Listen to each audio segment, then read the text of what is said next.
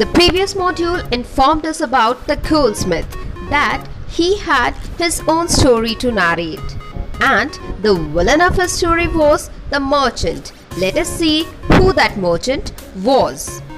Who is this rich merchant who kept you from finishing this poor woman's jewelry, made her walk up and down, which distracted this bricklayer, which made a mess of his wall? So many allegations, right?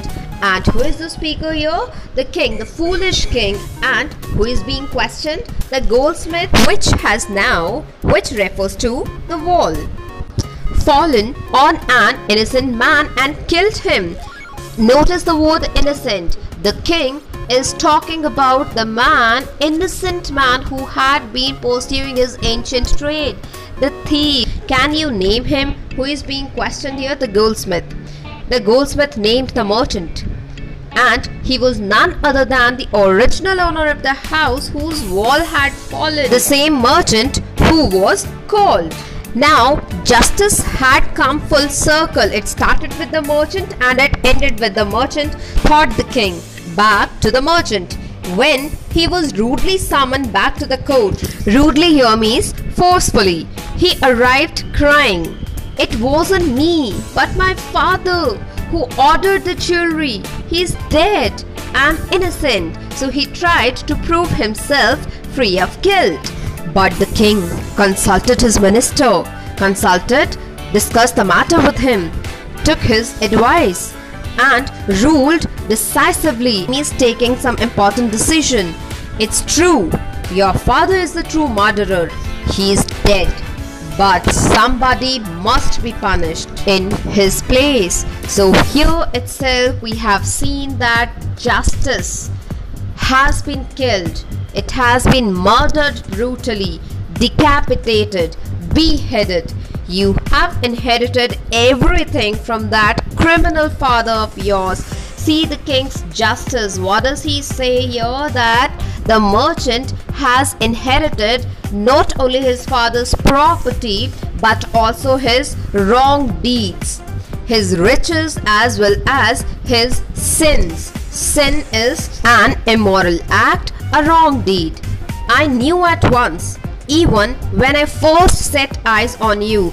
That means when the foolish king had seen the merchant for the first time, that you were at the root of this horrible crime. Which horrible crime?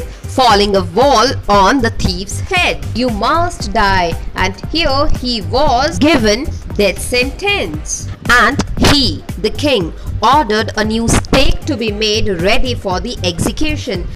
Stake is a vertical wooden block for tying a criminal for execution, and execution, to execute, means to put a criminal to death legally as a punishment.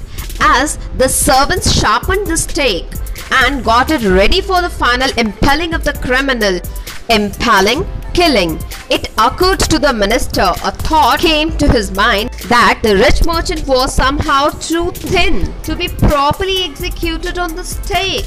That means he would not fit the stake.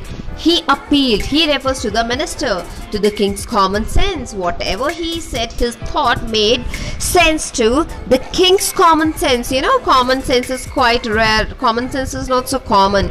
The king too worried about it. It refers to that the stake was too big for the rich merchant. He would not fit the stake. What shall we do? He said, the king. When suddenly it struck him, the idea came to his mind that all they needed to do was to find a man fat enough to fit the stake. Does this make sense?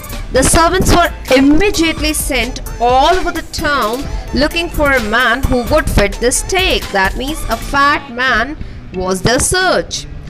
And their eyes fell on the disciple who had fattened, who had become fat himself for months on bananas and rice and wheat and ghee.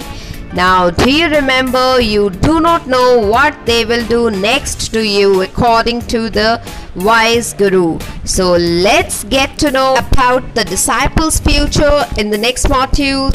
Thank you for tuning in.